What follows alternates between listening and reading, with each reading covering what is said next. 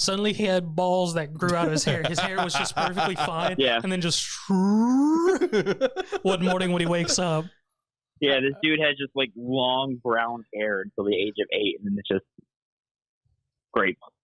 I have so many questions now about My Hero Academia that I've never had before. Like, it's like, Jesus Christ. I'm going to be thinking about this all night now.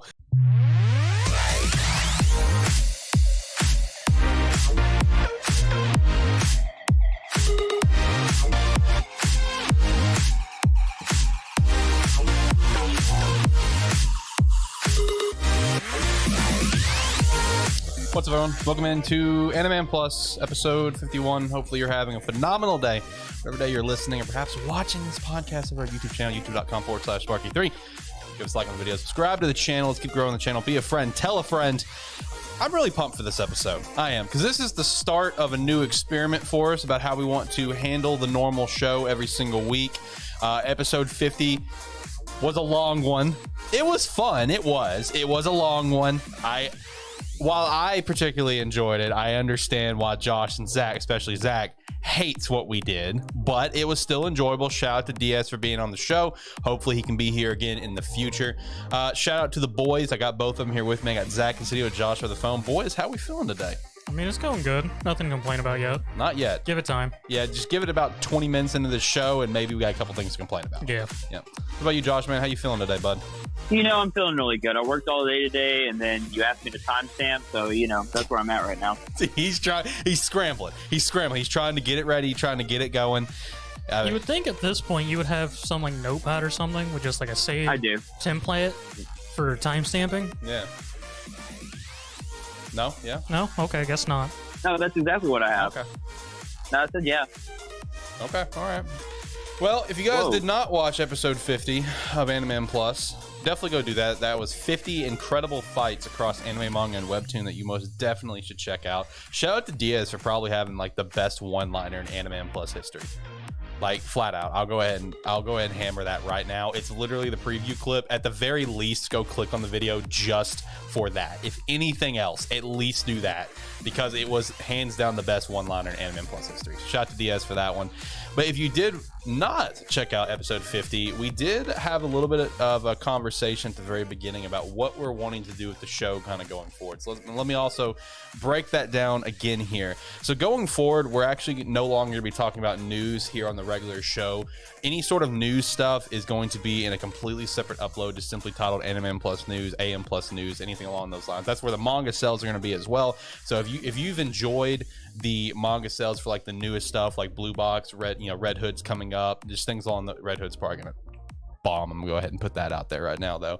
But just any of the new Weekly Shonen Jump stuff, Weekly Shonen Magazine, that will be in that, as well as just general like the quick news that we normally run through. Now, if there's like a very big news topic that we three want to talk about, we'll still fit it on here to the show. But our goal is that we wanted to make AniMan Plus really focused on the anime and manga that we're watching and reading and reviewing, rating, etc. That's where we wanted to create this show, because if you guys just rock with us every single week because maybe you know us or something and you're just, being supportive, or maybe you actually do like how the format's been, you've probably noticed that there are episodes where we have like 30 minutes in sometimes for news. Yes. And then it's like we get to the anime time and we have like 9 series like we did like in spring, and it's just like, let's try to speed run through this a little bit. So it turns into, oh, what'd you think of this episode? Oh, it was good. Yeah, that was cool. Okay, what'd you think of this episode? It just, I don't know, that's not really entertaining to me, and we all kind of agreed on that.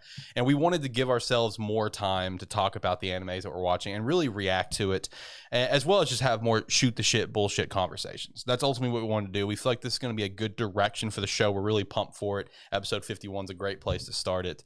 I like how you dressed up and say talk about the series we're watching, and it's more or less just me gonna be ranting for like an extra 20 minutes. Yeah. Well, that's because you have Dragon Quest. That's different. And then when the next season starts, it's gonna be 40 minutes. That's true. Yeah, that's true, because you got another series on the way that you're unfortunately going to tune into, at least for the first 3 episodes before you said fuck this. Yeah, we'll see how that goes. Yeah, we'll see. But either way, be the best season. I mean, yeah, it could be. We don't know. It could be the best season coming out of this winter. this fall. I mean, hey, it could be. We don't know. No, but I mean, like, it's not. I mean, better than the first season. Like, it pulls a witch watch on you. Yeah, it could. It could pull a witch watch. We're talking about Yashahime, if anyone, just to catch people up. We are talking about Yashahime that Josh and I both dropped, and Zach, unfortunately, like a trooper, the trooper he is, finished up the season. And now he's pretty much, because of that, he's kind of sucked in, committed, where he's got to at least start season 2 just to see how it goes. I mean, as I was telling you earlier, Alex, when I saw the post on Twitter about them doing the banner for this season 2 and when its airing date on Crunchyroll was and other streaming platforms, it was just a bunch of replies saying, oh, how they were excited for the series or their specific characters. Then just right at the bottom of all, I'm just... can't wait for disappointment. I was like, that's my guy. He gets it. He gets it. The true anime connoisseur right there. Yes, he understands, dude. Well, first and foremost, if you could go follow us on Twitter at AniMan Podcast. I also got my other podcast, Loud Horror Gamers, and a Terrible Football Show. You can go follow both of them at Twitter at LH Gamers Podcast and at Terrible FB Show. And lastly, if you want to support us further, the Patreon's a great way to do so. But don't feel obligated. Just be a friend, tell a friend that you're listening or watching. We can call it good. Let's keep growing the channel. Before we jump into our anime talks for the week, boys, you got anything on your minds you want to throw out there into the universe? I got one thing that I saw. I thought this was pretty cool. It involves my favorite series, Hitman Reborn. Shout out to the display right behind me. Because it's one of those things, a series has been done for a long time. 2012 is when the manga ended, but I came across earlier, and, if you follow us on Twitter, you probably saw that I did share this from my personal and from the AniMan Plus podcast Twitter, that just someone was putting sales updates for the manga. So, it's one of those things since weird. Since it's not a recent series, we're not tracking it kind of thing, but it's still popular enough where it's like, hey, shout out, man, still getting some sales. Obviously, it's not blowing things out of the water, but it's still cool. I mean, when it comes to sales over in Japan, the amount of shit they sell of manga is unreal because of just the amount of series that we've never even heard of and will never hear of that they just continue to sell. I mean, I don't know what you're talking about. I still fucking love my dungeon eating manga. It's literally a group of party members who go into a dungeon to save a friend and literally eat every monster they come across. Last I checked, it's got 9 volumes. Hey, shout out to 9 volumes of that. Yeah. But yeah, dude, shout out to Hitman Reborn, man. Still getting the sales. I love to see that. That was cool earlier. Any sort of Hitman Reborn stuff that I see kind of pop up, I immediately get pumped. I'm just like, let's go, dude. Show some love to this series. Let's get it. Hey, 2 sales are better than 0. Yeah, exactly. Boys, you got anything that you want to throw out there into the universe? Talk about. Let's air out a little bit. Anime, manga related, personal life related. What'd you have for dinner? What are you gonna have for dinner? No, I was just gonna say I saw a picture of the voice cast of One Piece. Okay. They just finished recording their 1000th episode, which is pretty cool. So shout out. Yeah. What episodes are we reviewing today? 992 and 93. We're getting close. We are getting close. Yeah, that 1000th episode, dude. It's gonna be big hype. It's just a giant filler episode. Oh, yeah, that's what it's gonna be. More than likely. Like Otama and her red bean soup. Ah, yes. Recap. Yeah. Perfect. Josh, who'd you kill today? Nobody. Don't lie to me. Yo, while we're just throwing things out there, I was just sitting here minding my own business the other night, and 14 fire trucks drove by, and it was just really odd. Okay, fair enough. While we're still throwing things out there, when I was recording Terrible Football Show yesterday, I didn't hear this. I didn't realize it until after the show was done. I saw the notifications. At one point during the show, there's just some redneck guy that came up to my door and stood there for like 5 minutes. He rang the doorbell, knocked on it. I don't know who the fuck this guy is. And I'm watching the camera like, what are you doing on my property? Who are you? And I'm right here by the door. So like I know the dude heard me. Like I know he probably heard me saying, "Fire Matt Nagy." I mean, I guarantee this guy heard me over there. But I don't know, it's kind of weird. Kind of bothered me a little bit. But gee, a shout out to you almost hitting a dog too. I mean, I don't know why you had an extra dog, but that wasn't my dog. It apparently wanted to become my dinner because it about ran on my vehicle for me to turn into steak. No, I didn't even know. I didn't know the dog was there. Like I just opened my door to take trash out. All of a sudden, the dog is right in front of my door and just takes off running. And sure enough, right when he does, I see Zach coming by. Zach almost hits the dog. The dog tries running the street. I'm just like, Jesus Christ, man! It's like, come on. What a traumatizing way to start the show. I know, man. Is it traumatizing? We didn't hit the dog. I mean, the dog's still fine. It went off somewhere. Yeah, it made it out. But I mean, it could have been, I guess, yeah. I mean, if we really want to just start the show on a down note, we can talk about what Diaz put in our server earlier. I mean, I still think you're falsely accusing No. I didn't see it. I saw it. So. And hey, just because one person saw it doesn't mean shit. Listen. And people say ghosts are real all the time. And look, the fact that I called him out on what it was and then the guy double downs on it, like that should tell you that he sent that and he just deleted it like a bitch. But anyway, we're not going to address that on the show. That's a different topic. Hey, also shout out to you guys not laughing at my joke. Like that Discord server died as soon as I started posting jokes. What joke? Yeah, what joke you talking about, bud? I can't say it because it's a spoiler. So it was in response to Diaz, what Diaz has said. I thought it was funny. I don't remember seeing a joke, but okay. Okay, well. Let me go see what it was. You guys just bullying me. I mean, yeah, that's what we do on the reg, though. Yeah. I don't know. Anyway, Zach, you got anything you want to throw out there into the universe? I mean, rest in peace, the Gogolo 13 author died at 86. Oh, that's he passed. Moment of silence. Moments passed. Thank you for that shout out. Appreciate that. All right. Well, if we're feeling good, let's go ahead and jump into anime talks of the week. You boys feeling it? You ready to get into it? Sure. Yeah. Why not? All right. Well, I'll kick things off. I did jump into Boruto this week. That's a show that I very hit or miss jump into from time to time. Basically, when there's cool shit happening, I'll just like, all right, well, let's watch an episode. Let's see the cool shit. Was it cool at all? Yes. Yeah. Yes. 100%. Did they replace cigarettes with coffee? No, that has not happened. But no, this episode, Boruto 217, was a really dope episode. This was like just a beautiful animated, like taijutsu, front and center at its finest sort of episode, right? Loved it, man. This is Boruto versus Ishiki. Naruto versus Ishiki. Naruto has activated his Baron mode, as we saw at the end of the last episode, which if you read the manga, you know what that is. If you're an anime only viewer, you know what that is now, but you don't know what's to come still. It's coming still. But man, this episode was so cool. Like, I'm not joking. Between just like the massive, like, the way the camera is like spinning around, just the massive explosions of Naruto using his Rasengan on these two going head to head. But man, dude, the taijutsu in this episode was legit. The hand-to-hand combat was so fun to watch. Like, the first like 8 minutes of the episode was just top tier content. Probably one of my favorite episodes of anime that I've seen in a while. Like, it really was worth a watch if you're a Naruto fan.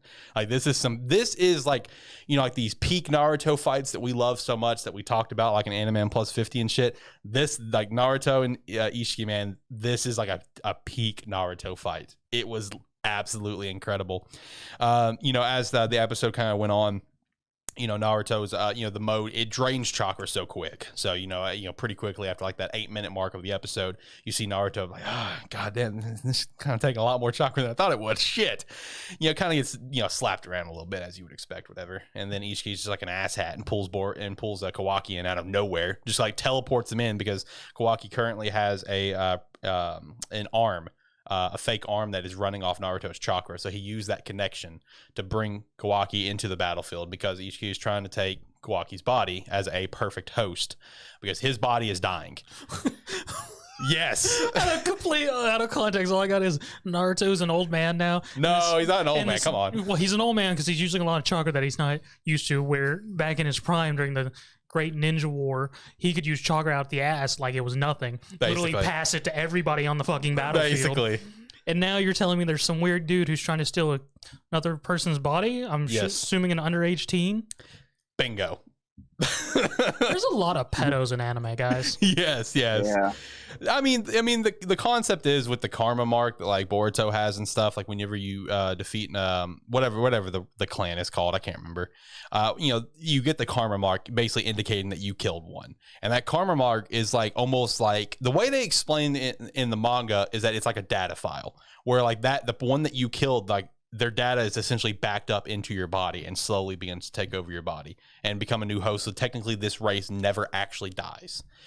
And then that's kind of where we're at in this with Ishiki's body, who is in control of Jigen. Jigen has been his host. I mean, he's running out of time. Like, as like in that really cool fight between Naruto and him, like, he's thinking to himself, he's like, what the fuck? You know, I had like 24 hours remaining. Now I have like less than an hour before I'm dead. So then like Naruto basically points out, it's just like, yeah, right now this fight, it's a race to see who's going to die first. So let's just keep going at it, bud. Like it was legit, man. And then after that, it was just like once Kawaki got on the battlefield, it was just a game of keep away is all it was Naruto and Sasuke trying to keep Kawaki away from him, you know. And the other thing that was cool to watch for this that was really on like front and center that wasn't necessarily like in the manga was just like Kawaki's like trauma of Jigen, you know, who again, this is Jigen's body, where it's just like, you know, he's just having like flashbacks of where he would try to hide from Jigen and Jigen would try to find him, and you know, Jigen would start counting down 10, 9, 8, you know, warning him, hey, you better come out. And all it was like, you know, Jigen was going to knock this fish off the counter because that fish was like the only like anything that Kawaki had, because he was just in a room all by himself except for that fish. He's like, I'm going to knock this fish off the table and kill it if you don't come out. So like, you know, you got to see like real front and center of Kawaki's trauma throughout this whole thing. So I mean, it was actually a really dope episode. This is when Boruto is good. This is when Boruto is some top tier shit. All right, this was a phenomenal episode. I loved it. You know, Zach, I know you're a huge fan of just a good old slugfest. If you got some free time, I would go check out this fight on YouTube, because I'm not kidding. The taijutsu is at its finest. It is absolutely just a slugfest. It is really entertaining. Where do you guys want to go from here? You want to talk about My Hero? I mean, you already talked about backstories. We can continue with Shige's. That's true. So we're going to talk about episode 112 and 113. 112 picks up where, you know, 111 left off with Shigaraki's backstory, which, you know, again, with how much My Villain Academia has just gotten like brutally shafted, at least they did this part right, you know? Like, of all the things they could have done right, at least they got Shigaraki's backstory, and they did it, you know, they gave it justice, because it was really good. From 111 to this episode, you know, in this episode, you got to actually see when he meets All For One. All For One is the one that gives him his new name, gives him all the hands, whatever, basically creates the Shigaraki that we know now.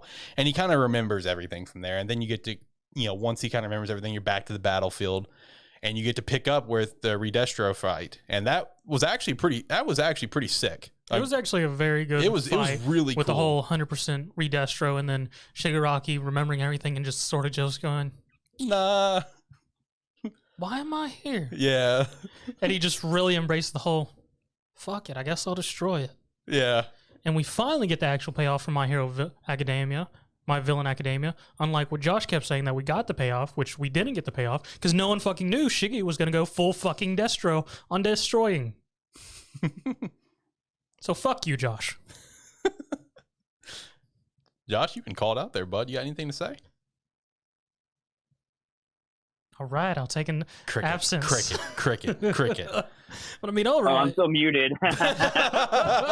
Come on, man. My dog started whining, and I was like, I don't want them to hear that. No, yeah, that's a fair point. It's a fair point.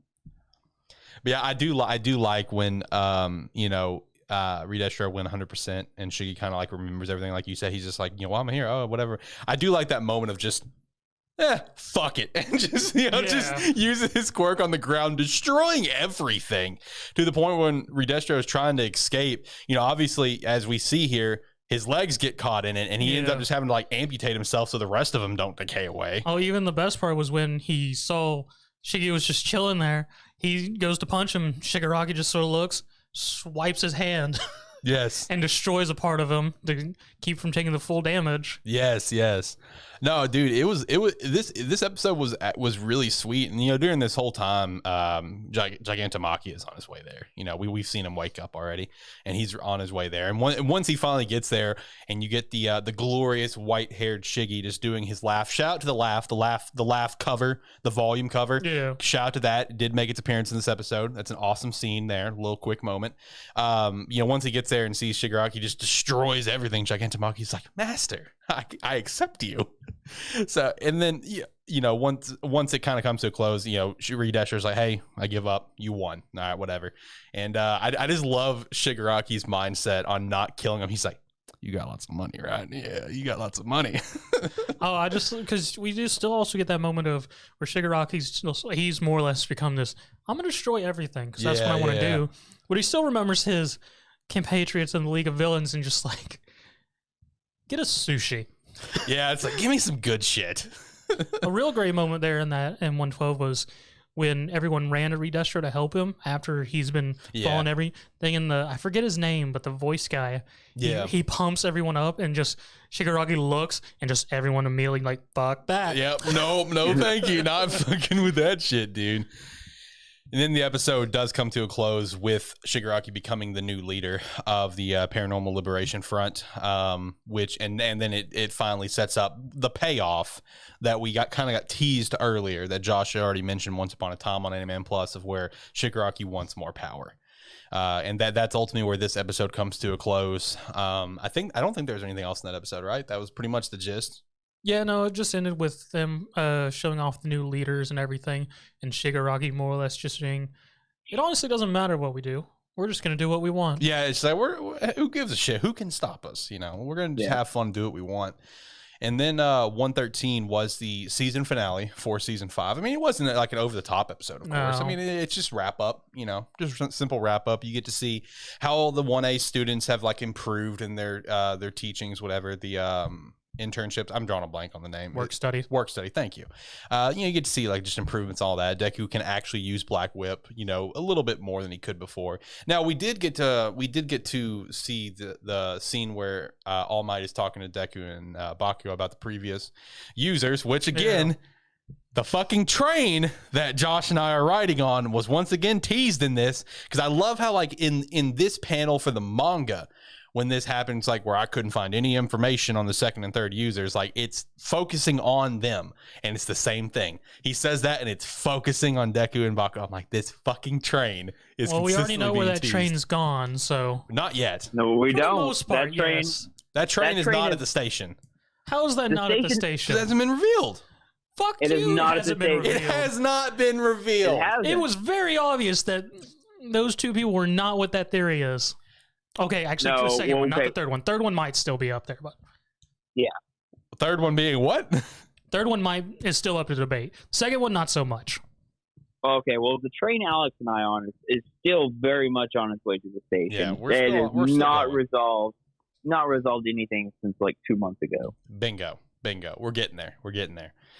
Yeah. You know, with that breakdown of all of the previous users, the one common thing they pointed out is that like, all of them died young. Like none of them were chosen ones. They were just chosen to just pass it on, which is just really depressing. The more that like, now that, you get to now watch this, we've read it, of course, but now getting to watch it, it's just like, damn, that is just really depressing, because you see the step by step of where like these people were literally just, like meant to just keep passing this forward. They were never meant to finish the job. And it's just depressing to think about that. They just like, I mean, they just died really young, and it's just because of the unfortunate situation that they are carrying this quirk. They just have to keep passing on. Nothing else really happened in that episode. The post credit is just setting up for the war to come. That's really the only thing, honestly. I was about to say the only really other things we got from it was the notebook of the previous users, and then the doctor setting up Shigaraki for his 4-month torture surgery. For him to become more powerful. Yeah, you also did have a tease towards the beginning of involving Hawks. Yeah, killing a certain somebody. Right. Yeah, in the bag. Was that actually shown in the manga? I don't remember. I do not remember either, but the manga was also in black and white versus colored. True. And based on even in the anime, what the contents of the bag was sort of fucking dark anyways. So if you weren't really paying attention, it was still hard to tell what the hell it was. Yeah, we do get a tease there of Hawks murdering someone to basically show his loyalty to the League of Villains, the Paranormal Liberation Front now. But I mean, overall, like let's talk about the season real quick. I mean, the season obviously was very average. I mean, it was. I mean, it's with the stuff that this season had, it's kind of sad that the best part of the season was one of the most boring parts of what was supposed to be this season, being the class training. That was the best part. I thought you were going to say the Todoroki family. No, I personally think the training was the best part of the season, because at least in the training, like they really went above and beyond with like the animation for it. I mean, let's be real. The animation was awesome in those training sessions. They drug everything out, and that was kind of lame. But dude, just the way everything was animated, like especially with like Ida, for example, you know, really speeding things up. Still, fuck that scene of him pulling the engines out. Still hate that. Still hate that. But I mean, like in my opinion, that was the best part of the season. And you know, coming in this season, we knew it was going to be average. Yeah. You know, we did. Yeah. But I mean, in my opinion, that was the best part of the season. You know, you saying the whole thing with Ida and taking out the engines always makes me wonder about how the heck the quirks work, because it's mentioned before that some kids don't get their quirk until like they're like 8 to 10. Right. And then it activates. Then other people just, they're born with, I guess, their animalistic looks and whatnot. And all I can think of is the Invisible Girl. Did she initially come out invisible, or did she gain that ability once she came of age? Because regardless, both those situations are gonna be very awkward. Right? You know, you bring up a good point too. Like, imagine being born in that world, and like you're like, everyone's like, okay, what kind of quirk am I gonna get? Maybe it's like fire or something, and like you're born looking like a fucking like wizard, and you're like, oh man, am I gonna get some cool power? And that's literally your power. You just look like a wizard. Yeah. Yeah, you look like that. That would kind of, that would just kind of blow. I mean, it's just some of those some of the people's quirks that I go, that just makes for a very awkward situation. Right. Yeah. Like I can't remember the guy's name because he's not overly an important character, but the guy with the tail. Did that tail just sprout out? Yeah. Did that tail just sprout out one day, or was he bored with it? Or that's an important question. I need to know these answers. What's his name? Tsukiyami, the dude with the bird head. Did he have a bird head when he was born, or did he just like turn into a bird? I question that all the time. I believe he might have been born with, or not born with it, but it became, because like the rest of his body, at least as far as we've seen, is just perfectly human. Yeah, it's only the bird head. Weird. It's only the bird head. But versus like Suya, our frog girl, the few times they've shown her family, all of them sort of have that froggy look to them naturally. So they were born like that, and that's apparently a natural thing for people's body structures in this world. But did okay, so while we're on this, did Manita just like wake up one day and his hair fell out and he just had grapes on his head, or? That's such a good question. Now we're getting to the real like. We're getting down the rabbit hole of how disturbing the fact that the whole world of quirks can be, with just the whole thing. It's more or less another thing of, they don't just have puberty, they also have a quirk puberty that they have to deal with, and whether it happens when they're born, or whether when they become older before they hit puberty. Oh, that's gonna be fucking bad. First you gotta go through dealing with attaining your quirk, then you gotta go through puberty. Yeah, I can just see with Minata, man. He I can see him just like taking a shower or something. All of a sudden, it's like shit's just falling out, shit's sticking to the walls. He's like, "What the fuck is happening?" Or not even that, just like suddenly he had balls that grew out of his hair. His hair was just perfectly fine, and then just one morning when he wakes up. Yeah, this dude has just like long brown hair until the age of 8, and then it's just great. I have so many questions now about My Hero Academia that I've never had before. It's like, Jesus Christ. I'm going to be thinking about this all night now. Damn it. All right, let's move on.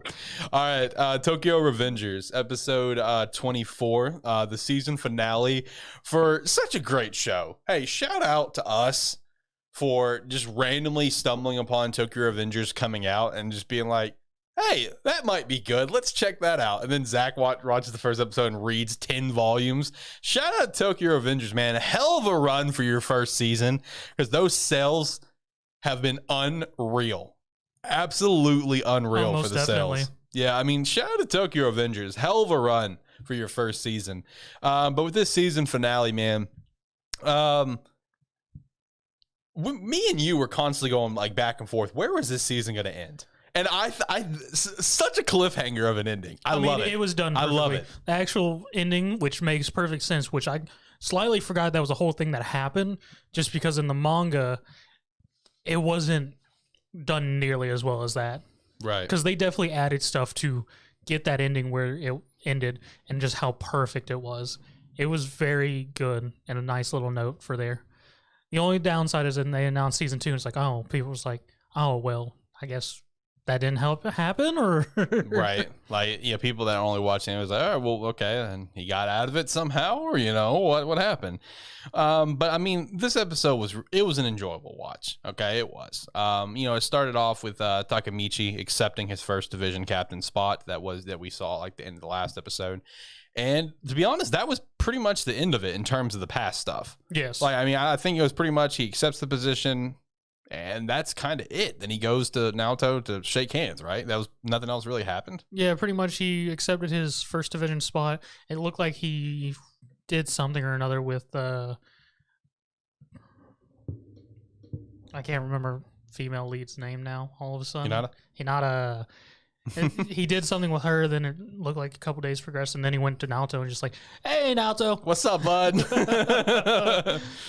Once he gets back to the future, he's in the movie store. He thinks it's like, oh, is everything the same, whatever? And then she's like, no, here's this, whatever. He's just like, what the fuck? Okay, all right, never mind. And he's in there as a normal customer, and then he sees the guy's like, yo, Takemichi, come on, let's go. And he's like, who the fuck is this guy?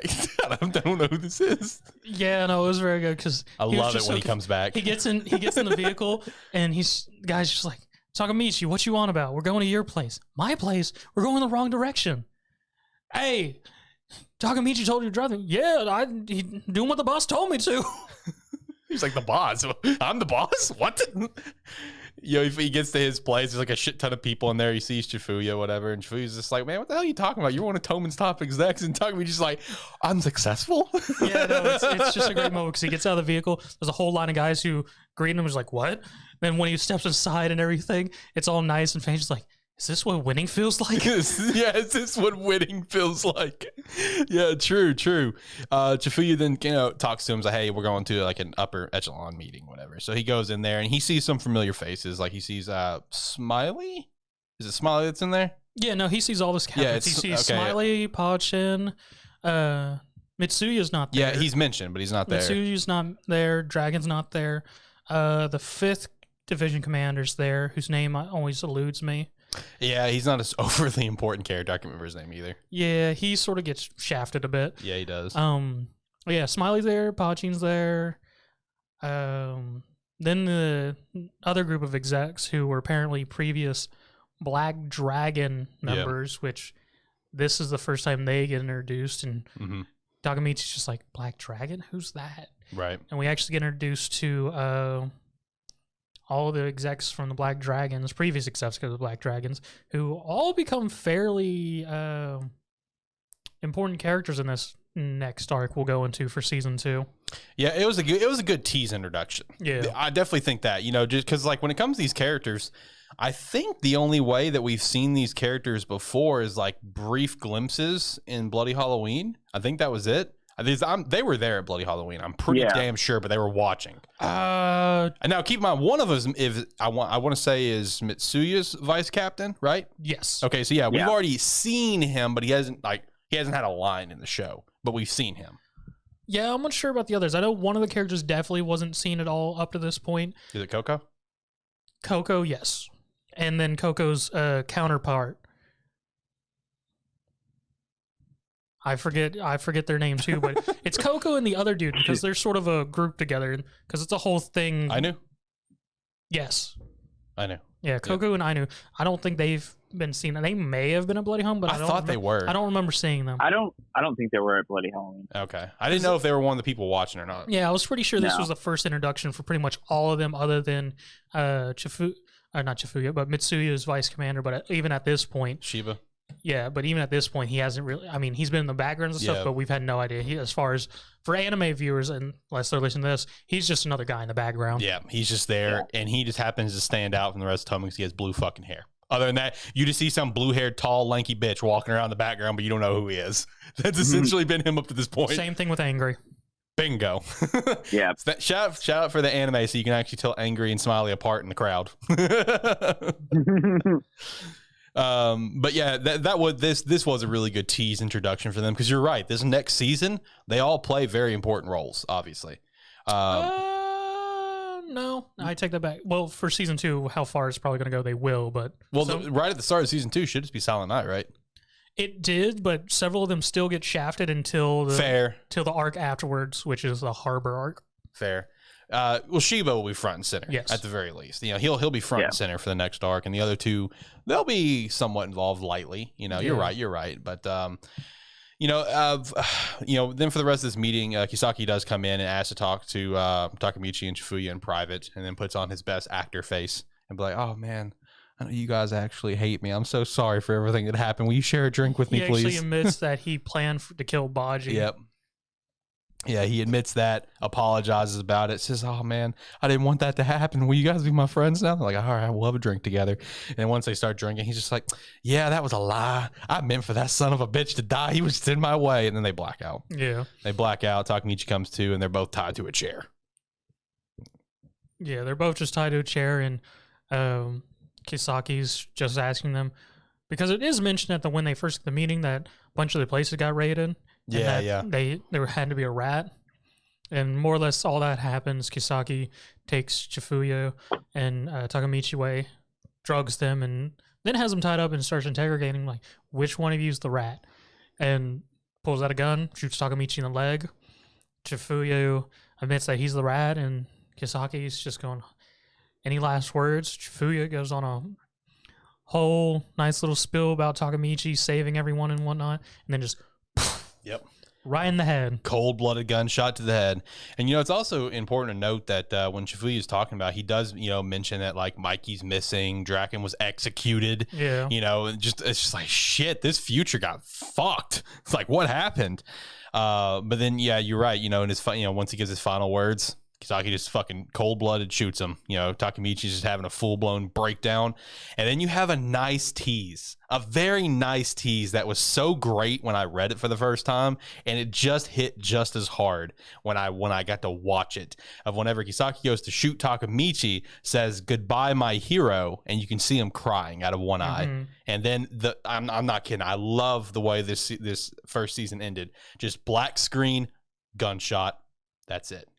The best thing that came from that scene also was the whole freaking gigantic theory for Tokyo Revengers that's still carrying on, which was for the longest time cemented so hard and still very viable and everything, that damn theory. So this whole thing is a concept. And the theory I'm talking about there was a big theory of people going on about the reason why, regardless of what Takemichi did, the futures were always fucked. And Tomen always ends up how it has been for whatever reason, regardless of what Takemichi does and how much he fights it. It always ends terribly. Tomen's still doing the same things they always were. It's just people are in different spots. And the theory was that there is another leaper. Yep. That theory was powerful. I mean, it still is. I know. Yeah. And we both know who we think it is. Yes. Yeah. We're both on agreement on that one. But no, dude, seriously, shout out to Tokyo Avengers, dude. Phenomenal first season. Really took the series by storm. A series that by the time episode 1 came out had 200 chapters already? Yes. I mean, it was pretty well established in Weekly Shonen Magazine, decent seller, but shout out to this. I mean, we've seen it like the past 3 years in a row where a new anime will come out and blow the hell up for that series. Demon Slayer, JJK, and now Tokyo Revengers. So shout out to Tokyo Revengers. Hell of a run, hell of a season. Gonna miss that show every Saturday. Gonna miss it. Looking forward to when season 2 is gonna come out, probably sometime next year. Super pumped for season 2. Don't know how much season 2 is gonna cover. That is one thing I'm very interested in. I mean, if they keep with it, I would assume at least 2 arcs again. Yeah, I would assume as well because of, where we are in the manga currently. It is publicly, it is public knowledge at this point where Tokyo Revengers is in its final arc for the manga. So I would safely assume season 2 will be Silent Night and the Kanto incident. Yeah. That'd be my safe assumptions, which is going to be absolutely insane. I love the Kanto incident because of a lot of things that transpire with our main cast here. Kanto incident's so weird. It is, but it's very good. It's a good weird. It's a good weird. So, hey, Josh, you want to talk about slime? You want to talk about, getting slimed on? Yeah. While I'm thinking about it, while we're, technically having moved away from Tokyo Revengers, can I just ask, do you think Takemichi ever stops and thinks and was super thankful that he can travel back and forth through time by handshaking? Because there's a billion other ways it could have gone that was super weird. That's true. I highly doubt he thinks about that at all. Let's cross swords. Like, how weird would it be? Like a subtle butt pat what does it? Yes. Anyway, good game. Yeah. That's how he travels. Anyway, that would have made going visiting Hinata and Naoto so much more awkward. Yeah. Hey Hinata, you say Naoto, are you gonna slap my brother on the ass again? Jesus Christ. All right, what about Reincarnated as Slime, episode 48? This was the season finale, right? Yes. Okay. Correct. This was the season finale. Bingo. Look at me being knowledgeable. I know. It's so good. It starts out with Rimuru fighting Clayman, and Clayman's just being a big whiny bitch. You kind of get his backstory, how he was part of the moderate Harlequin Alliance, but he was the weakest member. So yeah, no, it's sort of ridiculous. Like the first good 6 minutes of this episode is just Clayman monologuing. Yeah, it's pretty bad. Like, and it just goes to show like how fucking weak he is, that he gets his like Demon Lord awakening and then just gets fucking wrecked.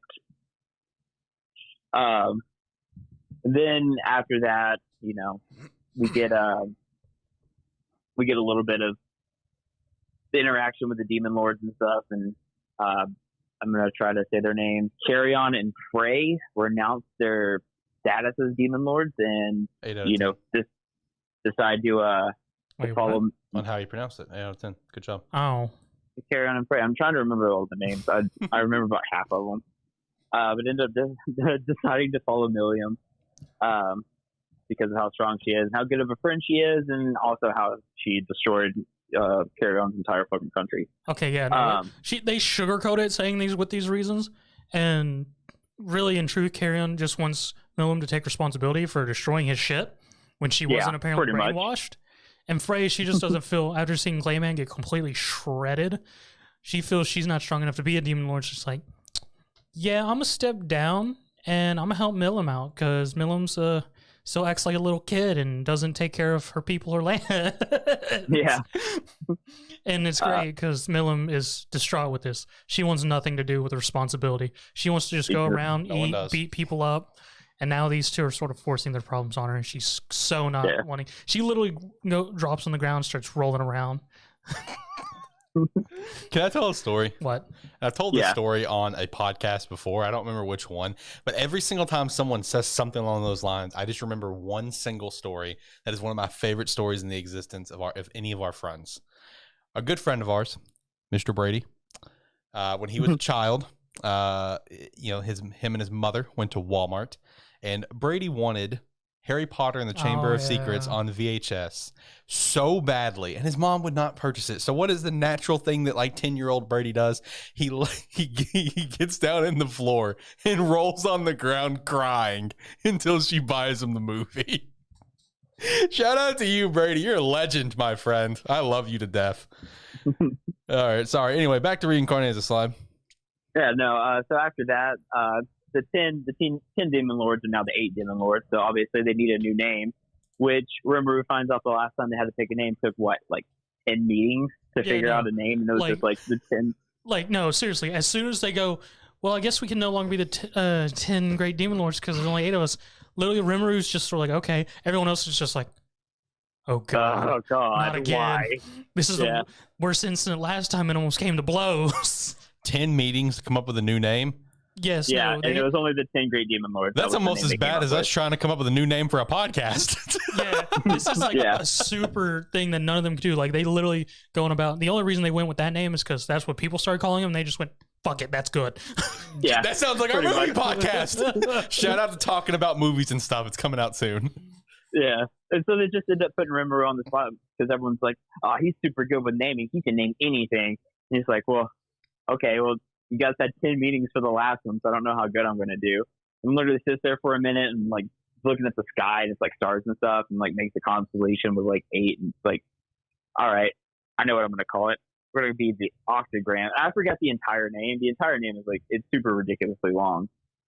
But just the fact that he spelled like Octagram, and they were like, yeah, that's fine. Why did it take so long last time? I like that name. It's so good. Yeah, and they all praise him. They're just like, my God, that barely took you any time at all. And the other thing that happened was the fact that one of the other demon lords was outed.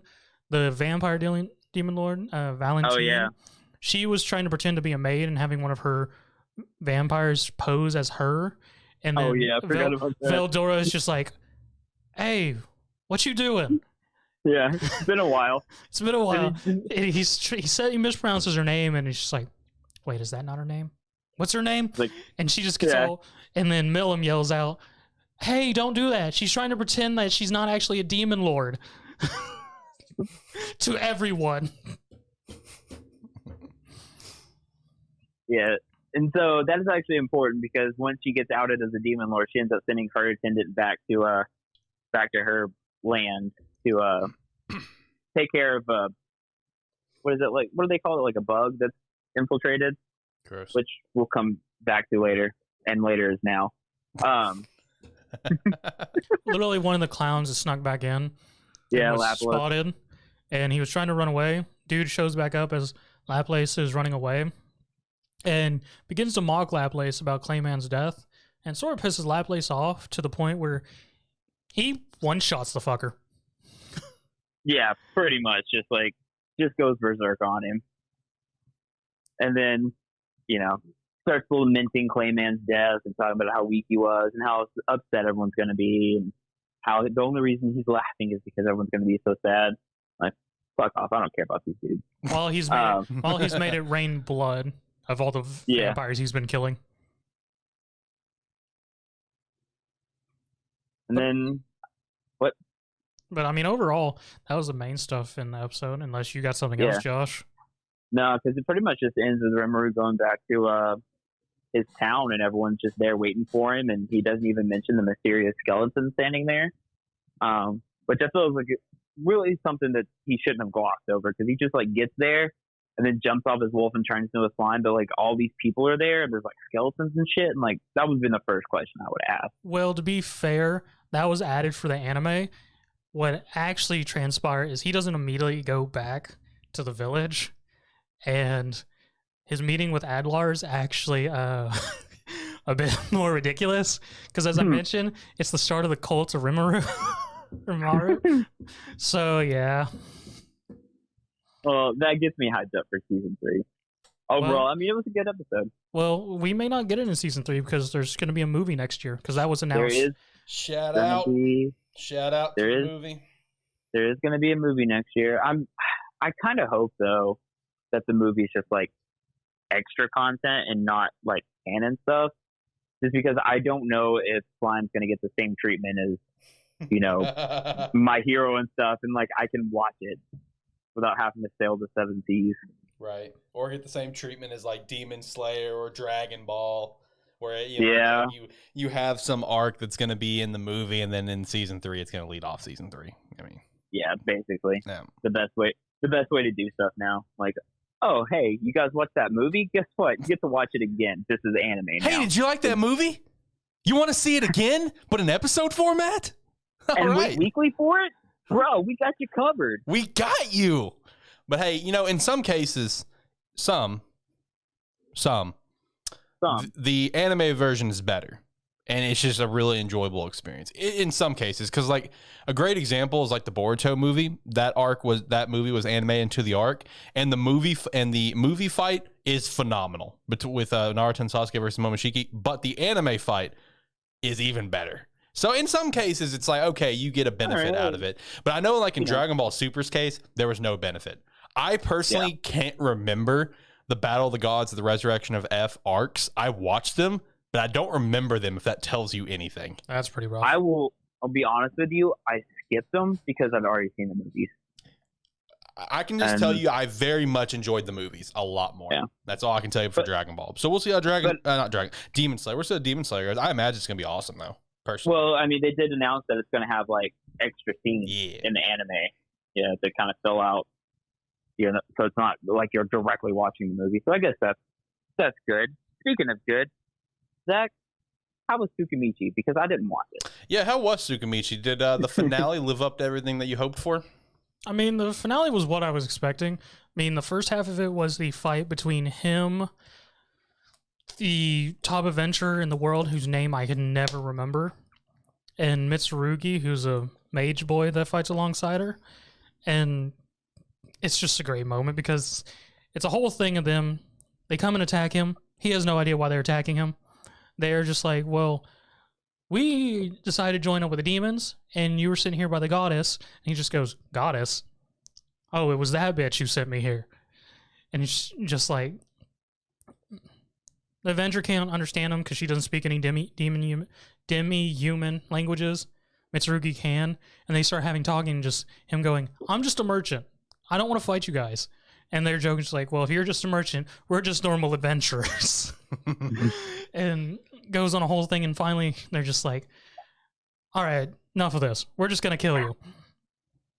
And proceeds the fight. He begins to start with a Gatling gun of fire spells to try and run away, which leads to the boy summoning a field of swords, our adventurer chick using said swords to teleport between two, because she apparently has a magic that switches spots with things she sees, and going and attacking him to the point where he has to fully let loose. And it's a whole joke because they apparently have because it doesn't show it in the anime, but in the light novels and manga, because they actually left out of quite a bit of content, which I've mentioned before, is the two other heroes that came from Earth, which they did actually tease that at the end of this episode for the next season. They're going to go more into the other two heroes. But the whole thing is, the reason why humans have always defeated demons and whatnot is there's a chant that they say that gives them their goddess's protection, which buffs them and completely demoralizes their demi-humans. But in this case, the demons have a spell that gets rid of that protection, putting them on sort of even playing field, because naturally the demi-humans are actually stronger than humans and everything.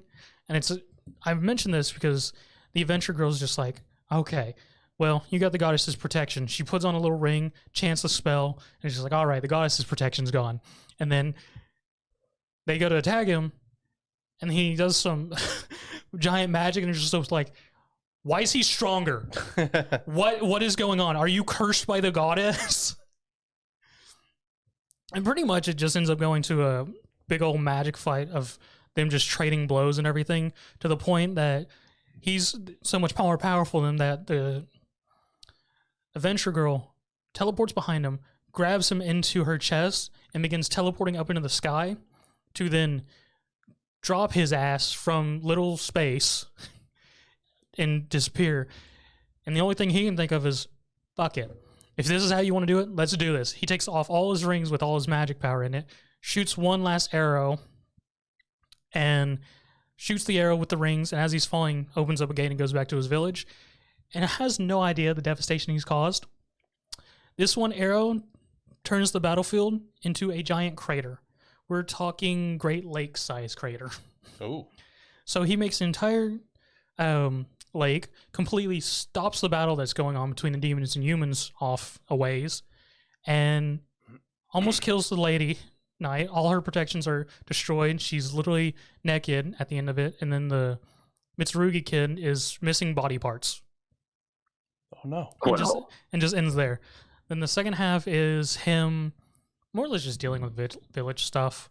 Everyone being happy that he's still alive, coming back to him. He wakes up in bed with both Tomoe and Mio in bed on both his sides. No, hey. Ooh, hey, moving up in life. No, Yeah. he still refuses them. Oh. Well, we almost had a moment. Yeah. More or less the villagers being happy that he's alive and everything.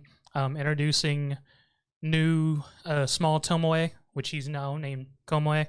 Of course. Yes. Of course. Yes. And that the fact that they recruited the forest ogres while he was away. It doesn't show it, but by recruit, they force him into a brutal training camp where they have to fight the denizens of the mist plane, who are much stronger than them. And little Komoe, anytime they try to rest, comes out of nowhere to beat sense into everyone. He opens his store in the city where he's been this whole time, which gets received well and everything. Then he plans to go on to the academy he attempted to go to Ishiki. Then, yeah, it just ends with a reference to the two heroes being on the battlefield and everything, and just there's a whole demon-human war going on, which they're going to dive more into in Season 2 that was announced.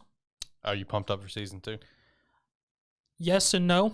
Oh, okay. Because, I mean, if it's going to go more focus hard on the two other heroes, I mean, it'll be all right. See how both of them are doing. But I'm curious what other content it's going to do, because I've only read the manga, and the manga's not anywhere near close to being finished with what light novel stuff has. Oh, okay. Gotcha. Kind of like Solo Leveling. You know, it has the webtoon, but the light novel is like literally complete. Yes. Got it. Yeah. But, I mean, overall, it was what I was hoping for. It's about where I expected it to end. They did skim over a couple things, but nothing too major, unlike what's going on in Eden Zero, which I'm going to be honest, I've sort of lost touch with Eden Zero. I mean, I'm still reading the manga chapters, but the episodes, I'm not feeling it anymore. I just don't know why. Okay, so I actually have something to comment on that. Okay. All right, so I have felt the same way when it comes to the Eden Zero anime, because I mean, this content that we have for this first season, it's not terrible. Let's be real, it's not. But Josh, now that you've also read the manga, you can also you can agree. You know, this whole first arc of finding the stars, whatever. After that is absolutely phenomenal, is it not? Yeah, no, it's really good after that. Yeah, exactly. It's kind of slow to start out. But here's what I did find out. So I was 3 episodes behind coming into yesterday. So I watched 22, 23, and 24 back to back to get ready for the show. And I got to say, doing that made me realize that this show is just honestly, especially for this first season, a lot better of a binge than it is watching how me and you've been watching. Because watching those 3 in succession was absolutely probably some of my favorite watch for the week as a whole. Like 22... was good, emotional, because you get to see, the Valkyrie backstory. Yeah. 23, loved it. 24, loved it. Watching them right after another, I was hooked. But I'm with you, because everything up till now, watching it every single week, I'm just like, all right, I guess it's time to watch Eden Zero. I mean, I like it, but it's just like there's not anything over the top happening. You know what I mean? But I mean, I still didn't feel, because I didn't watch last week, so I watched 23 and 24 back to back, and I was sort of just I enjoyed them. 23 has the battle between Shiki and Kurenai. Then has a little moment where Shiki's fighting everyone, which I don't know. It was very kind of quiet and faint, but shout out to whatever track was playing when he was fighting everyone. Yeah. That was actually a really dope track. I'm gonna have to find it. That was a really nice track that was playing. I did have to laugh at that moment when Shiki was fighting Kurenai, and then the 3 guys there who were initially, and the dude with the axe just going, he has an ether gear. I mean, and it's like, those are super rare. I mean, going, no, they're not. At this point, no. I was just like, I mean, even at that time, ether gear, when it's this whole thing of it's supposed to be rare, and then like the entire crew has an ether gear. Yeah, literally the entire fucking crew. Yeah. And I'm just thinking, I should have seen this coming. Yeah, exactly. Like, because when I think back to Fairy Tail, there were super rare things in Fairy Tail too, which weren't very rare. Yep. Bingo. With this fight, Kurenai, she pulls out a giant mech robot, which shout out to the fact that the CGI did not look like complete shit. I personally didn't think it looked like complete shit. I thought it looked pretty solid. But my favorite thing from this episode, shout out to the trademark Hiro Mashima moment. Like, the little attention of detail when it was right after the happy transformation for the guns, and you see Rebecca shooting. Shout out to the attention of detail where her tits are bouncing. Rebecca's tits are bouncing as she's shooting. I see this, and I'm like, yep, this is a Hiro Mashima series, all right. That attention to detail. I'm not sure why you caught that detail, but it was flat out in front of my fucking screen. It's the detail he was looking for. Bingo! I've got to watch for this. I don't care about your opinion on it, listen. Josh. You literally post a picture in Discord of, hey, side boob. Yeah. Hey, those are my notes for One Piece. Calm down. That's true. Okay. But listen, I've got to point this out, because in the final season of Fairy Tail, Lucy's tits changed size every episode. They were a different size. Me and John both noticed this. Okay. Anyway, shout out to that trademark moment there. But Baku of the Zaiten 3 comes down to fight in the labor district, which then we get introduced to Arsenal. Arsenal just being Whis' transformation. Weiss, thank you. Whis from that's Dragon Ball. My bad. Weiss is like armor transformation, which looks really cool. We get the official introduction of that, and he's trying to play superhero. He's just like, I am not Weiss, and it's like, okay, yeah, you're Weiss. It's like, no, I am not. I am a hero. I will never reveal my identity. But dude, damn, does he bear it all at the end? Yes. Yes, he does. Dude, I loved the effects for Arsenal. Like, switching between like different weapons and stuff. I thought it looked so clean. It really did. And his Metallica explosion, so good. So it looked so fucking cool, dude. Like, seriously, if that's gonna be like how it's always gonna look whenever he uses Arsenal mode, I'm here for it, because it looked like legit as he's using his ether gear, switching between the different versions of weapons, whether they're small or the giant cannon or whatever. It looked so clean. So I'm pretty pumped for that going forward. I love the way the episode ended, where once he all of his ether is drained essentially because of the Arsenal armor. He is just completely naked, and he doesn't even realize it at first. But also with this episode, the moment with Sister was fantastic. Oh, absolutely fantastic. With her hardcore crushing on Rebecca. Yes, absolutely fantastic. Where you see Sister, she's sitting there, she's like, I can't get a hold of Rebecca. What the hell? It's like, I'm so irritated. And then Moscow's just like, who do you love more, me or and she immediately just cuts him off, and she's like, Rebecca. He's just like, at least let me finish the question first. And Sister's like, but she's just so cute, I can't help it. Like, she's even my lock screen. And Witch is like, oh my. And Witch is like, oh, it's getting kind of steamy in here. Shout out to that scene. That scene was hilarious. Which so makes more sense during the whole the bondage training. Yeah, the bondage training. Shout out to that. But with the naked with the naked Wise going into the next episode, had an absolutely just phenomenal moment where it's like, he's naked, there's all these people looking at him, and he immediately tries to get Rebecca's skirt. He's like, give me your skirt. And he's just like, I need it. I don't want all these people looking at me. And then he grabs poor little Pino and puts Pino in front of his junk, and he's sitting there saying about how uncomfortable of a situation he's in because everyone sees him, and Pino with the most straight, emotionless face says, I am also in an extremely uncomfortable situation as well right now. I lost my shit. That was a hilarious way to start the episode. With 24, you continue the Shiki Koronai fight, but it doesn't take a front and center sort of situation. No, it sort of passes. It continuing to fight through the city, then they fall into the labor district, and him going on about how, hey, I got you closer to Homura. And they continue to fight. Then it mainly focuses on Rebecca versus Nino in Animes to Save the Universe. Yes. And how she she gets smacked in the face and comes to realize that their fights when they went to the time planet was all staged. Xiaomei had apparently given them hints on how to win their fights. Yep.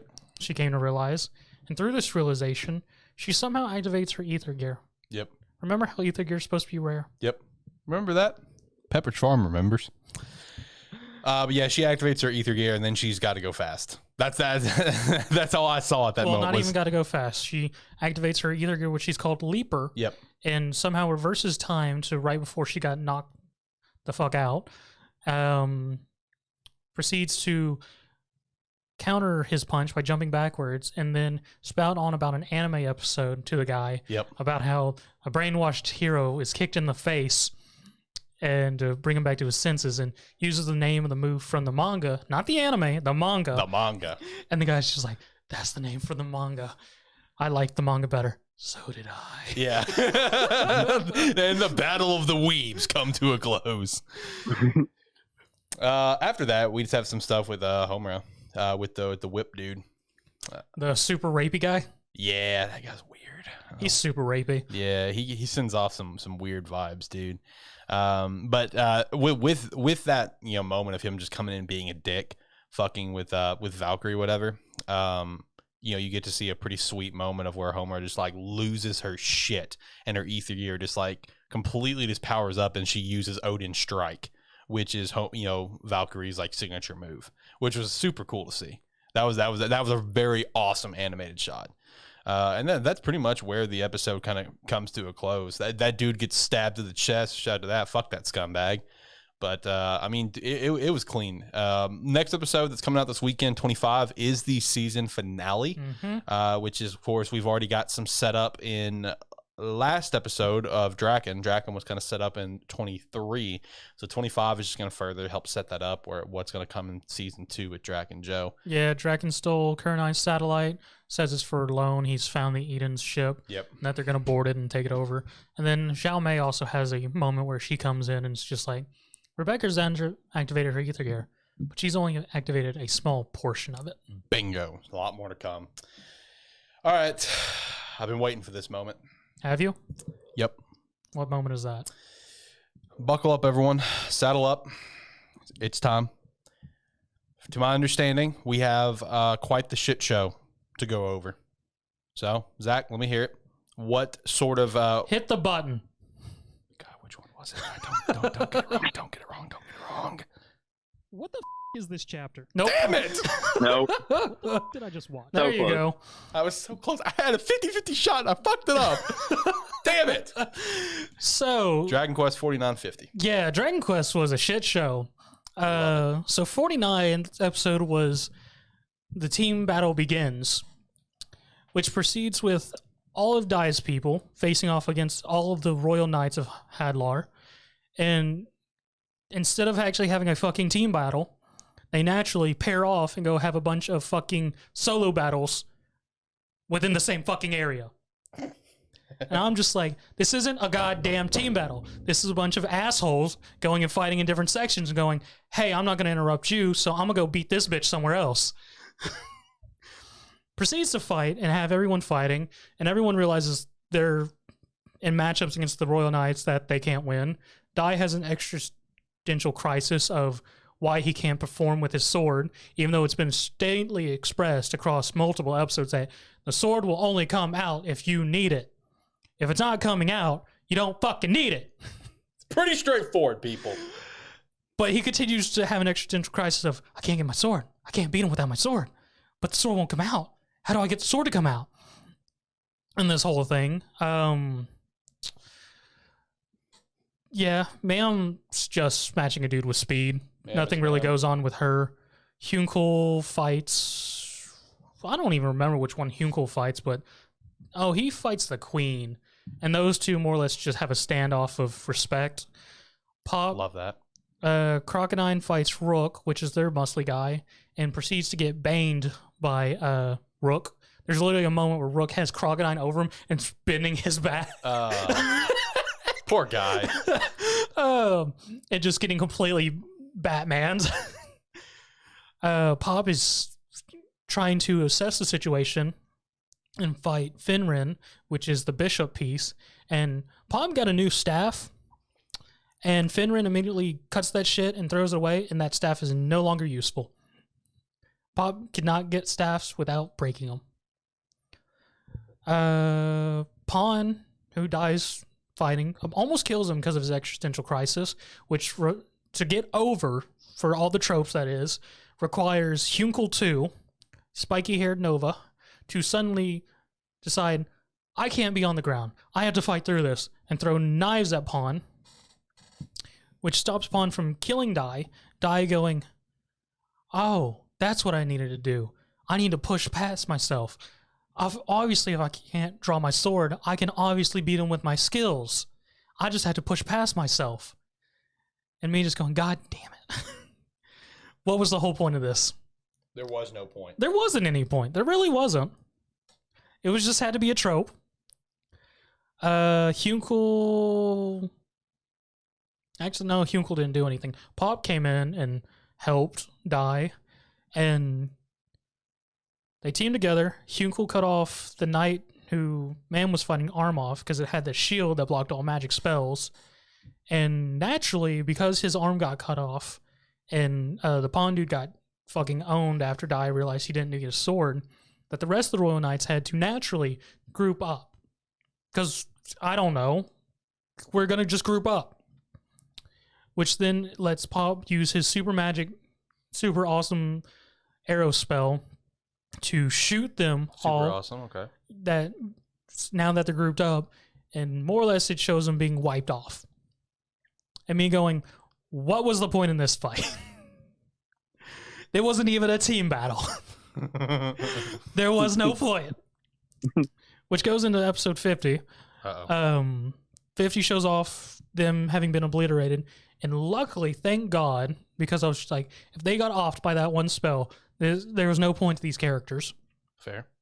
They managed to survive because their big tower dude, Rook, naturally, the one defense he could think of to stop was he fell flat on all his allies to cover for him and just got shredded. His entire back was gone.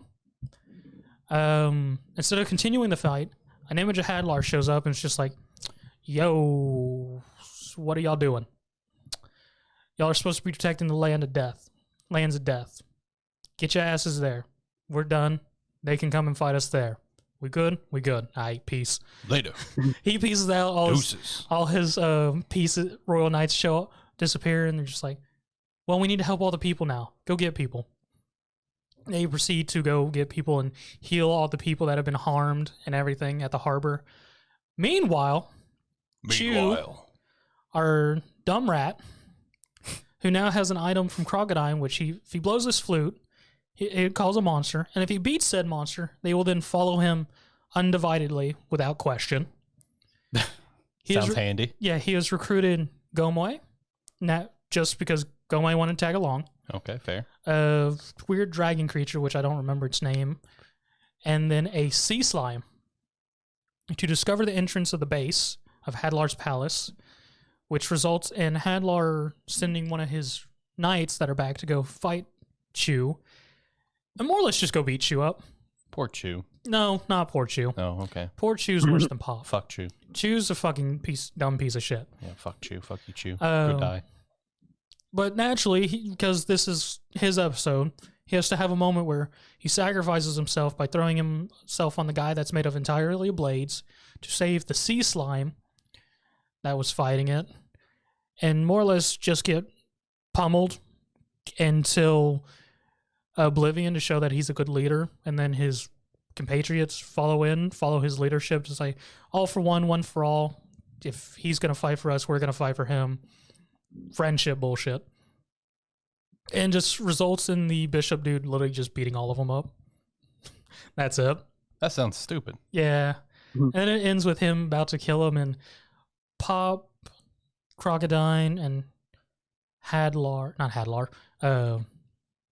Cool go as an advance party to the island. And that's where it ends. You know, hearing you talk about things like that, there is a slight side of humanity within me where it's just like, damn, I kind of feel bad that I left Dragon Quest on the script for him. It's there sometimes. I mean, it's apparently super popular in Japan. Which is wild. I mean, it's super trope heavy for me, so that's what kills me every episode. Fair. I mean, overall, it's not... I wouldn't say it's a bad series. I'd say it's at least a decent series. It's just I can't get over the tropes. Fair enough. So if they totally rewrote it, it would be better. No. Is what you're saying. No, he No. says. Just take all the tropes out. No. No. I mean, if they took well. the tropes out, then there'd be nothing there, and it wouldn't be as popular as it is. Fair. So yeah, That's no. fair. I really can't say anything about the tropes because the tropes are apparently timeless, that this old-ass series got animated so long, and it's gained more popularity. So go with that, I guess. Talking about other things that are timeless, how's One Piece and its never-ending story? Yep. Oh, the 92 Rock. and 993. Yeah, your Rock, the one that you will never be rid of. Never. I'll never finish. I'll be dead until I'm not finished it. So as we've kind of spoiled it before, side boob. Side boob. I No, would Do put so- you children. do you like this side boob? Do you like that side boob? Well, you shouldn't, because that's my side boob. Shout out to Family Guy. Anyway, sorry. I have no... What? Okay. It's Family Guy. Sorry. I don't know. Jack, you gotta. I guess our IQs are too high for Family Guy. See, no laugh. That's why I don't make jokes. I laughed. Barely. I laughed. shitty laugh. Anyway, so 992 starts out with Yamamoto saying that she needs to talk to Luffy, and Luffy be like, all right, you got 3 seconds. She's like, no, I need more than that. He's like, all right, 30 seconds. She's like, I need at least 10 minutes. And so they compromise, and Luffy gives her 1 minute. Good compromise, I guess. Yeah, a fantastic compromise. So we cut from there to the performance floor where Orochi's giving a speech about how he's going to execute Momo, and kind of a funny moment where like Jinbei and Robin are trying to blend into the crowd of Beast Pirates, and so like Jinbei's just like awkwardly laughing at everything Orochi is saying, and then randomly Robin just goes, "Yeah, give me the breath so I can gouge his eyes out," and I was like, what? I can only imagine Jinbei trying to fit in with a crowd. I mean, Dude, he's a so giant blue fucking fishman. Whale shark fishman. Amongst a bunch of animal people. Yeah. He's not blending in. There's like a random dude talking to Jinbei the entire time. He's like, yeah, you know what I mean? You know what I mean? And Jinbei's like, yeah, sure. Like, yeah. He's like clearly. And like all he does on the Sun Pirates tattoo on his chest, it's just like tape. There's tape covering it up. And it's not even good because you can still see it. See, this is what I talk about old anime tropes. Yeah. This is really bad disguisers. That reminds me. Episode 49 of AniMan Plus, Zach accidentally wore a work shirt. So we put tape over the logo of his work shirt with AniMan Plus 49. Go back and watch the episode. You can see it for yourself. That's actually kind of funny now that I know. Yeah, then we go from there to Orochi telling everybody in the performance floor, like, yo, those red scabbards, like, they travel through time, because Toki's a witch and sent them through time. And everyone's like, oh, yeah, no, that couldn't happen. And Momo's just like, bitch, I'll kill you for that. Don't talk about my mama. Then it cuts to Law and the scabbards that aren't Kinemon and Jinjaro that we've got pretty much focused on the last few episodes, where Law like opens a room and shambles a mountain and trades places with everybody, and no sooner do they get there than Cat Viper just comes like crashing down out of the sky because Marco dropped him. Then we get the reunion between Kiku and Izu, who haven't seen each other for over 20 years at this point. Then we get another quick cut to Kaido talking to Jack and King, and he walks out into the performance floor and pretty much announces the new Onigashima project, which at that point cut again to the attic where they've compromised again, and Luffy's given Yamamoto 5 minutes to make her plea. And she basically just tells Luffy how she wants to be Odin and free Wano, and at this point in time, Luffy's like, all right, you want to be Odin? You're a dude. Okay, gotcha. And so then Yamamoto reveals her her face. And then after the face is when she rips off the sleeves and it's full on side boob. Just lots of side boob. Which Luffy is visibly confused because he's like, but you're a man, but boob. What so much boob? Side boob. That's so much accurate. side That's boob. accurate to the manga, yeah. Yeah. She's just like, look, Zach, I know you have like a confused face almost, but man, you've seen Yamamoto, of course. Man, they really stress the side boob with Yamamoto. Like Yamamoto's name should literally just be side boob. Like they stress it pretty hardcore in the manga. Yeah. So That's why, at least they're doing it justice in the anime, I guess. So now that picture in my note that I posted in the Discord make a little more sense. Nope. Oh, well, that's fair. And then to end this episode off, she tells Luffy that he reminds her of Ace. What could it be? What could it mean? I don't know, but we'll find out in 993, which is now. Shout out. Which fun? Yeah. Shout out. Fun fact. God, I was on the edge of my fucking seat. Since Yamamoto revealed her face in the last episode, now the opening has Yamamoto's face not shadowed out, which is kind of a cool small touch that they usually do. It's nice when they update the opening in some capacity, because I know with like My Hero for those brief episodes they changed the opening to My Villain Academia, but nothing else changed, of course. I mean, I still got the same opening in Dragon Quest. Hey, you're supposed to get a new one soon. Yeah. Apparently not. I think it's sometime in October. It's coming. Yeah. And then big shout out to Black Clover for revealing Asa's mom and what's her name, LeBebe, in the opening to have him shouted out. Anyway, so Yamamoto tells ends up telling Luffy about Ace and how she met him and fought him and drank with him. And Luffy gives her the patented Luffy look anytime anyone ever mentions Ace in the series, which is the look that conveys, you mean I'm not the only person in the world that's ever met my brother? You know, Whitebeard's 2nd Division commander and the reason for the Paramount War? Like, I'm not the only person that knows about him? Which is a very common face. True. Yeah. So, yeah, we just cut from that face. There's a lot of cuts. There's so much going on in this arc. There is. From now on, I'm just going to say cut to every time I have to talk about a new segment, which is going to be about every other sentence. Hey, and you know what? That's probably the best way to handle it, because if you don't read the One Piece manga and you are entering Wano for the first time with just his anime, he is not shitting you. There is so much. There is no other arc in One Piece that has as much going on as Wano does right now. Like, there's just not. So when he says, I'm just going to cut to this, that's legit how the manga chapters go. pretty much. Like, we get, like, a big fight that takes 3 panels and it's cut to something. Yes. So, yeah, then we cut to Law and the rest of the Scabbards who, you know, are having their reunion with Marco. Well, Marco actually flies off. He says, like, you know, I saw some shit on the way, which we know is Sparrow because he kicked him off the side of the waterfall. And so they have their reunion, and Law's like, all right, peace out. I got my own thing to do. And hearing that, Cat Viper's like, you know, I'm glad I'm here because, you know, you guys would probably lose without me. And, like, you know, Dogstorm insults him, and at that moment, Cat Viper just like holds up his right or his left arm, which is now a gun. And it's like, what do you say about this? Isn't it cool? Yeah. So let's go back in time a little bit. I mean, I'm not sure if I want to.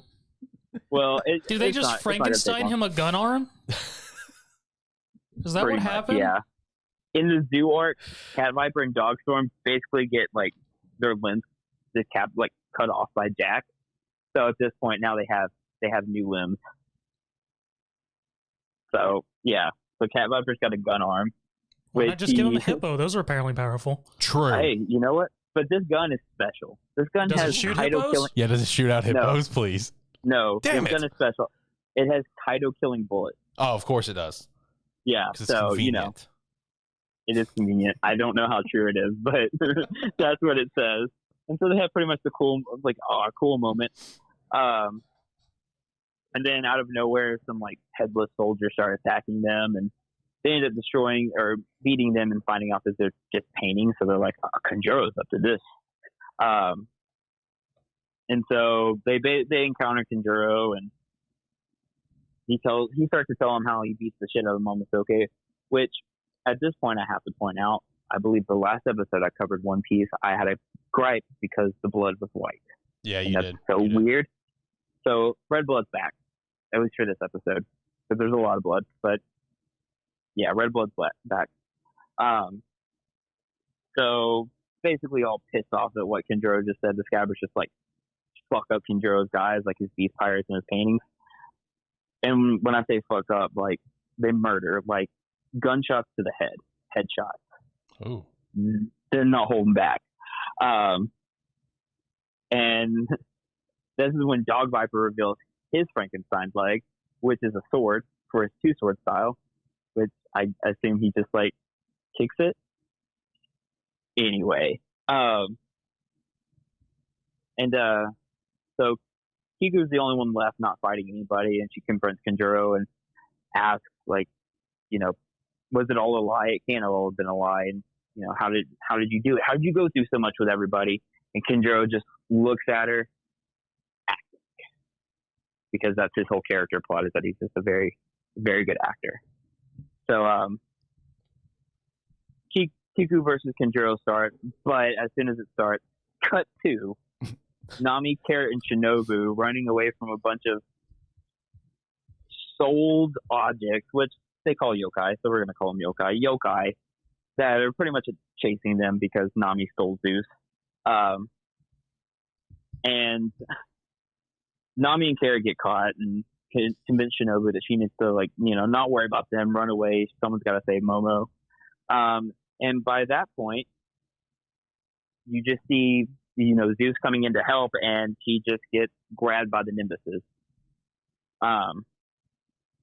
And at that point, you cut to Luffy and Yamamoto in the attic again, where Yamamoto is basically like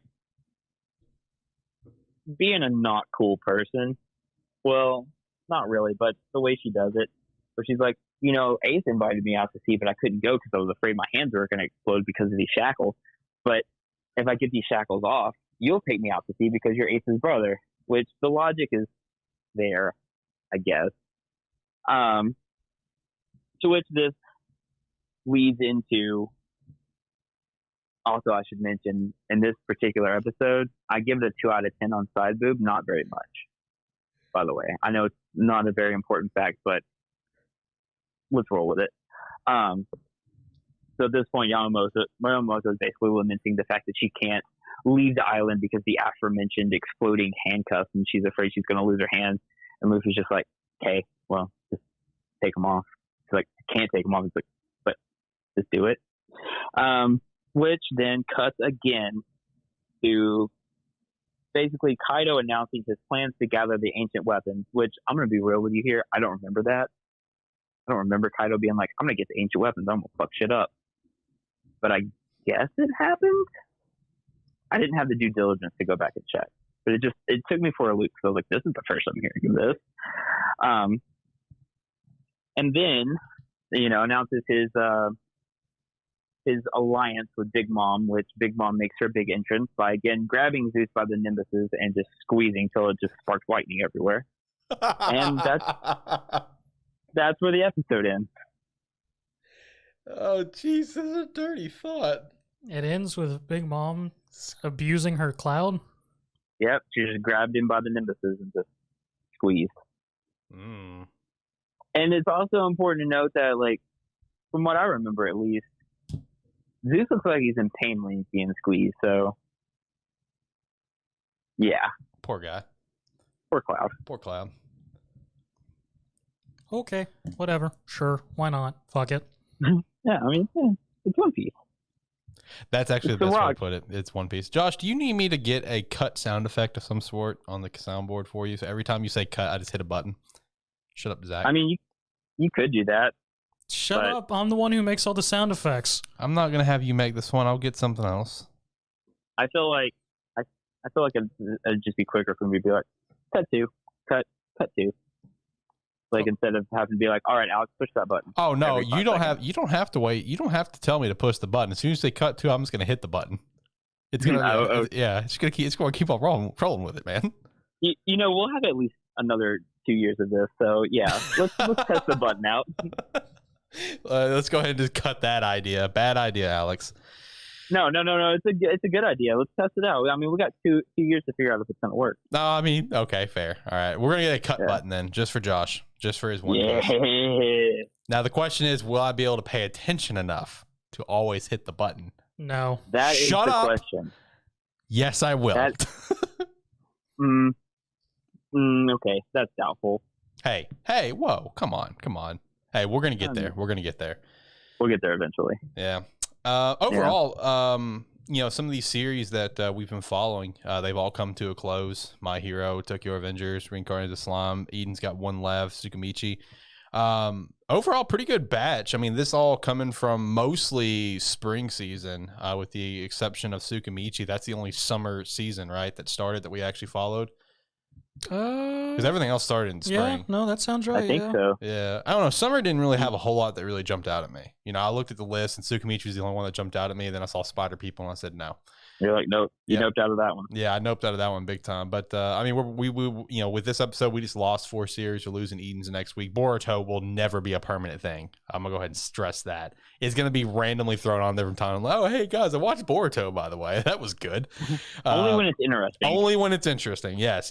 But hey, we've got some good stuff coming up though. Like this upcoming weekend, we have a couple series starting. I know one that is 1,000% locked in for the lineup is 86 season 2. Fucking love 86. If you have not seen it yet, definitely give it a watch. Demon Slayer season 2 is kicking off on October 10th. That is a Sunday. Of course, when it comes to Demon Slayer season 2, the first 6 episodes. Well, episode 1 is anime original. Episode 1's anime original, and then it's like 2 through 7, I think, is the train arc, which again, I'm excited for. Josh, don't press buttons, young man. You're going to startle us. Sorry.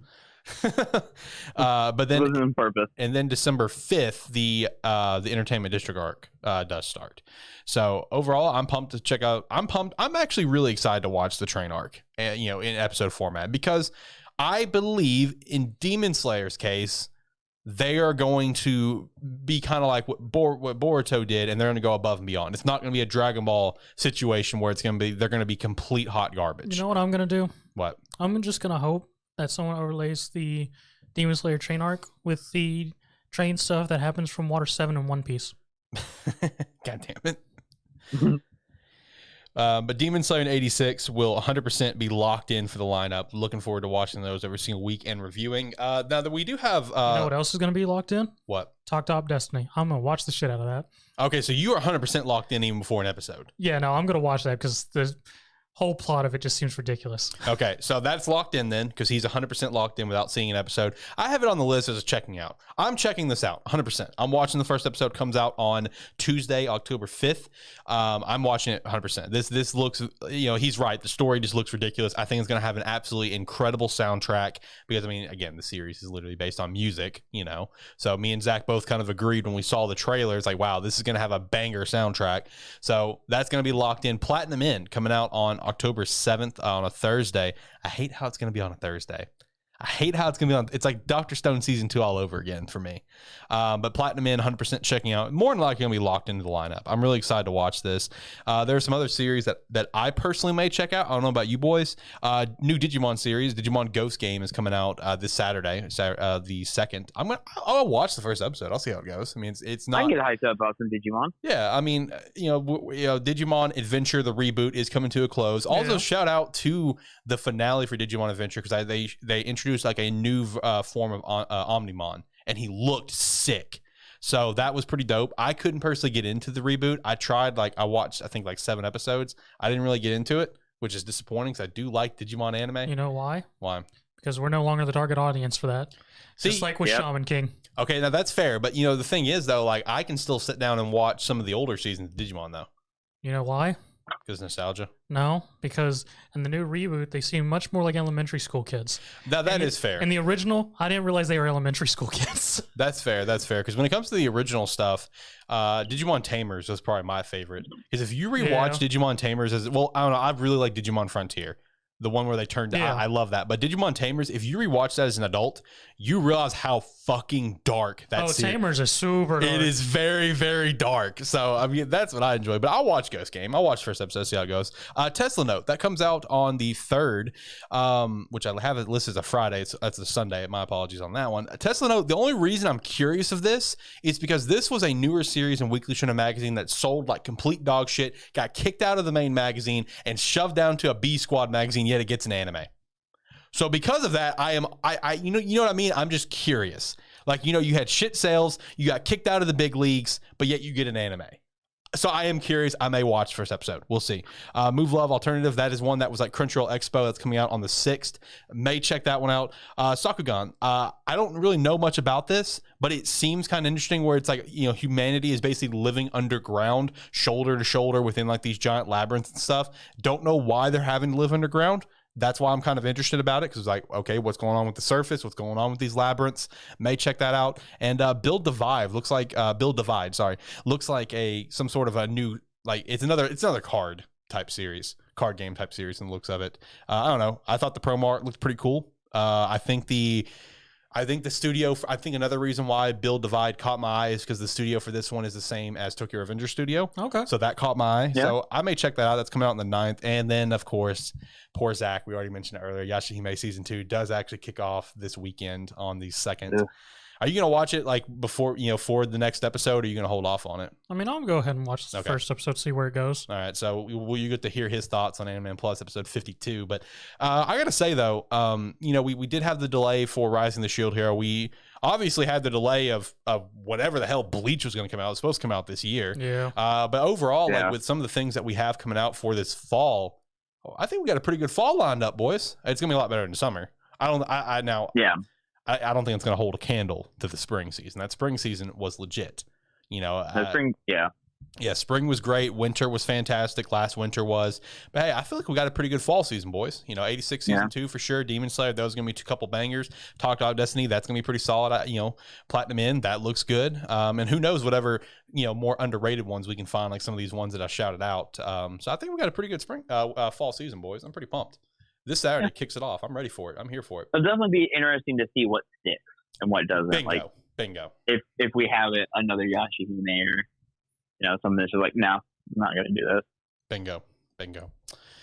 All right, well, let's jump over to Manga Talk. We are not going to review P6 on this episode because we are an hour and 30 in. We'll do P6 another time. I think I'm the only one I read it. Zach, did you read it? No, I read it. Okay, so me and Zach are the only ones that read it. We're going to review P6, a brand new series that kicked off in Weekly Shonen Jump another time.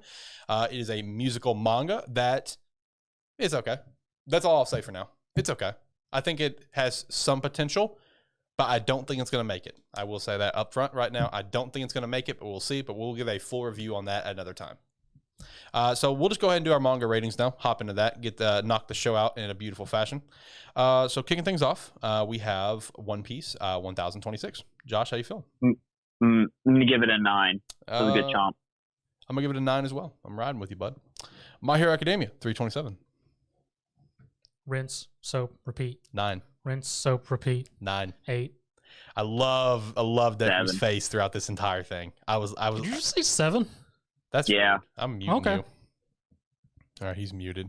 Yeah, he's the show can't hear him anymore. That's all that matters. Black Clover 307. 7. I give Black Clover 307 a 7. Yeah. Am I muted still? No, you're good. Okay, I'm going to give it a 7. All right. Dr. Stone 212, and it is now officially confirmed. It's in its final. Yeah, the Dr. Stone is in its final. We were already really feeling the vibes for that, but it is now open knowledge. Yeah. Yes, it's in its final arc. But 212, how we feeling? 7. Yeah. 7, yeah. I think 7's 7. JJK 160. I'm not entirely sure what happened, but 7. I agree with that. I agree with that. There was a whole lot of stuff said. We did get the official accusations of who the hell's parents to Yuji is. Mm-hmm. Yeah. But other than that, I wasn't entirely sure what was going on. I agree. They were making plans for stuff, but I feel like if I went back and read the previous chapters, it would have made more sense to me, maybe. Probably. Yeah, I feel like the Colon game's going to be like that. Like, it's better if you just go back and read it to refresh, get all the information at once instead of broken up over months. Yeah, I feel like the Cooling Game is going to be a good binge read. Yeah, for people, kind of like Odin's backstory for me. I'm gonna give it a 7 as well. Mission Yozakura Family, chapter 99. I'm gonna give this one probably an 8. It was a really funny chapter. I enjoyed this chapter quite a bit. Undead Luck, chapter 80. I'm gonna give this one an 8. Mashal 79. I'm gonna roll with a 9 because that last panel was fucking hilarious. That's fair. I'm gonna roll with probably an 8. Oh, okay. For a second, I was like, last panel. What? Why was it funny? But now I just remembered. I'm gonna roll with 8 too. Sakamoto Days, chapter 40. I'm gonna roll with 8. I'll do 8 as well. Lucid Samurai, chapter 33. See, I don't know how I felt about this one because it was set up. Yeah, I agree. I'd probably give it like a 6 or a 7. I was thinking a 7. Yeah. Witch Watch, chapter 31. It's back to his troll ways. Yep. 6. Oh no, this one was kind of a nice chapter because this is the chapter where Nico put the spell on Moy, right? Well, that's a lot of chapters, but this specifically the one. Well, you know which spell I'm talking about. Yeah, to release his inhibitions. Yes, that was this chapter. Yeah. Okay, then yeah, I'd give probably a 7 or 8. I enjoyed the read; it was fun. Blue Box, chapter 22. I'm giving it an 8. Red Hood, chapter 12. I actually quite like this episode or chapter of it. Of Red Hood. Yeah. Okay. It's fairly entertaining. Give it an 8. 7 for me. Nero, chapter 11. 6. Do you think Nero's going to live? With the pace it's going, no. I agree. I'm going to give it a 6. P6, chapter 2. I'm still unsure about it. I am too. I'll hold off for next week. For your rating? Well, no, for what are my thoughts on it. Okay, fair. I will give... I'll hold off as well. We'll say we'll do the 3-chapter review. Yeah, we'll do 3-chapter. We got it next week. My Hero Vigilante, 110. I'd give it a 7. Dragon Ball Super, 76. I don't know, 7. I mean, 7, I guess. Okay. I mean, on the plus side, the ending was cool. The ending was cool where now, it's teasing, Bardock, it being part of the manga now, which is cool. Okay. Which also shout out to the shot of where when the Namekian says Bardock's name, Goku, of course, naturally very confused, has no idea who that is. But then if on the counterpoint, you look at Vegeta, he's just got like the shocked face of like he knows who that is. So I am looking forward to the next chapter. I mean, I give it a 7. As long as they do a good background story with Bardock and how he's involved with the Ceruleans and everything. It only took decades for Goku to find out who Daddy is. I know. As long as they do that, I may excuse the Vegeta bullshit that we've had to experience. Boruto Chapter 62. I'd probably give this one a 7 as well. It's just Kawaki being a little shit is essentially all it is. Kawaki's like under surveillance, whatever, and he figures out a way to suppress his chakra where not even the greatest fucking ninjas in the sensory ninjas in the Hidden Leaf can even figure out that he did it.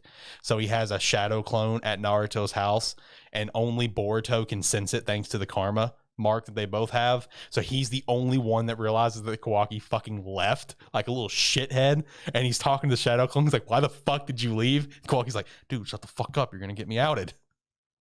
So I don't know. I mean, I give it a 7. It was all right. Spy Family 53.